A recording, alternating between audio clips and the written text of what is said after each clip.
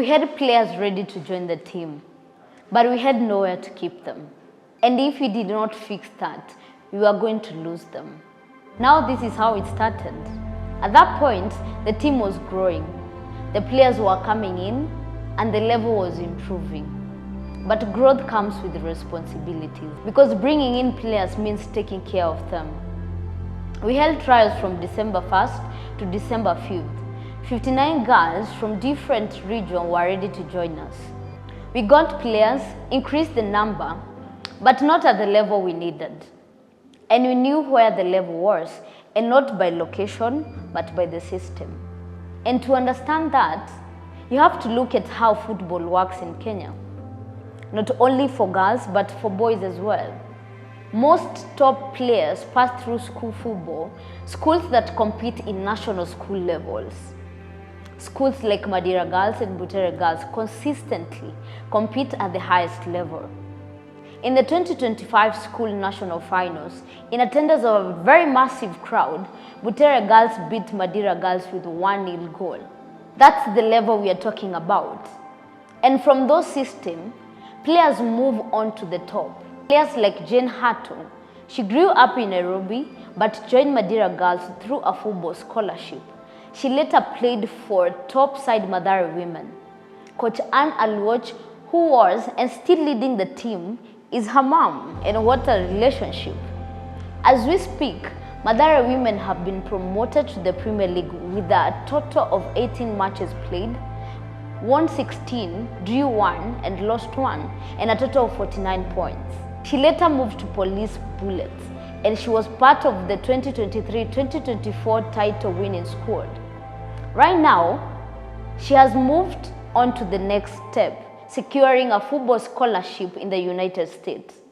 Majolene Nekesa, she studied at Butere Girls, and today she plays in Europe for Slavia Praga and has featured in the UEFA Women's Champions League, becoming the first Kenyan woman to play in Czech Republic. She was the top scorer of the 2022-2023 Czech Women's First League with 14 goals. So when we were looking for players, it wasn't just about going up country. It was about going where the level is highest.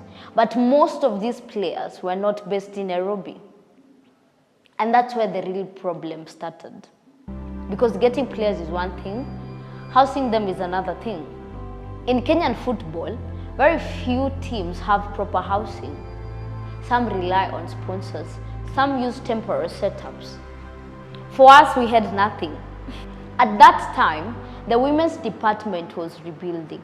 Susan Joki, Neddy Atieno, and Carol Kimohu were leading that process.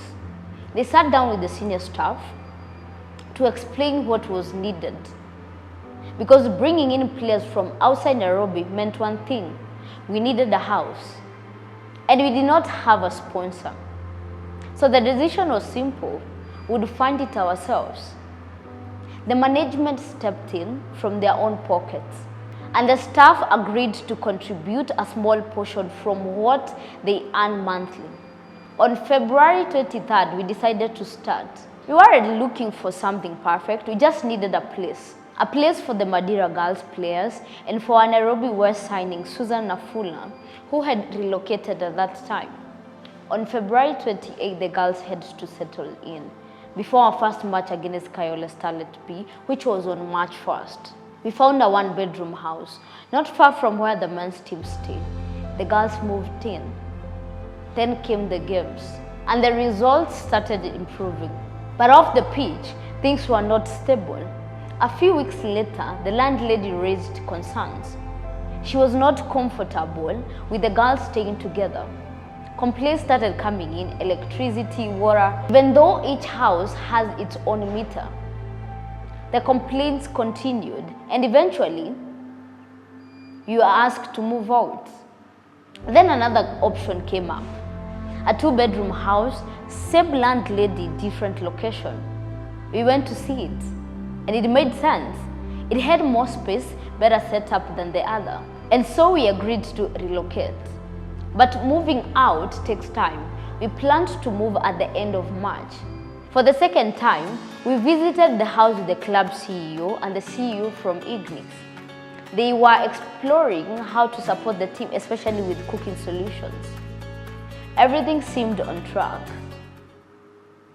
Then the house was given to another tenant.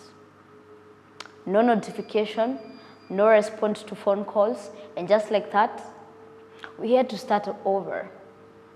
We went back to searching. We found a 3-bedroom house. It was ideal, but it did not work out. We kept looking. Another 2-bedroom apartment came up, but it was too far from the pitch. Then something changed. One of the academy parents who had been in charge of house hunting found something, a 3-bedroom house on compound. This time, the landlady was based in Atlanta, but she was in Kenya at that time. She spoke with the club CEO, understood what we are building, and agreed to our request. By mid-month, the girls moved in. And for the very first time, we had a stable place for the team. That's what it took to keep the team together. From Nairobi to everybody watching, please. My name is Susan, and you have been watching Road to Kenya Women's Premier League. To support our journey, drop a like, drop a sub, and I'll see you in the next one.